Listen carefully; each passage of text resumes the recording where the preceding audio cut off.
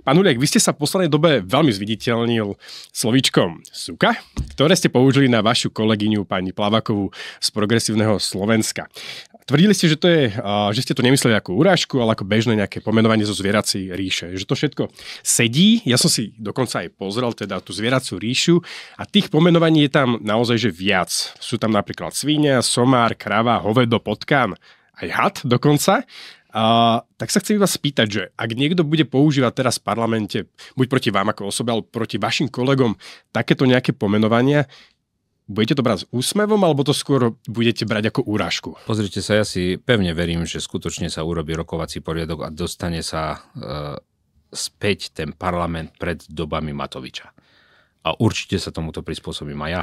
Verte tomu, že ten slovník, by som povedal, hrubší, na základe všetkých týchto skúseností odpúšťam aj ja, pretože nepotrebujem, aby naozaj všetky tie veci, ktoré spravím pre ľudí, boli nejakým spôsobom poškvrnené jedným vyhlásením tohto charakteru, keďže už začínam poznávať médiá, ktoré si zgustnú na absolútne všetkom. Či je to zle uviazaná kravata, alebo ste proste trošku lepší, ako sa hovorí u nás poľovníkov v divine, lebo u nás sa nepovie, že je tučný, ale že hodný v divine.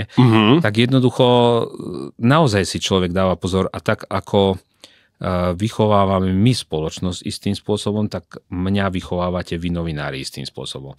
Takže čím ďalej, pevne verím, budete mať so mnou ťažšie, lebo ja viem sa tak rýchlo prispôsobiť, že to si neviete ani predstaviť ako.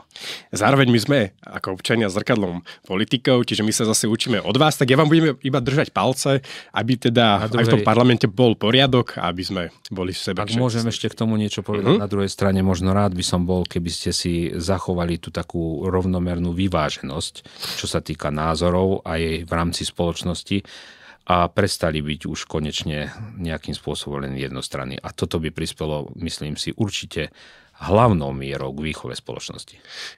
Ďakujem vám za váš čas. A ja ďakujem vám.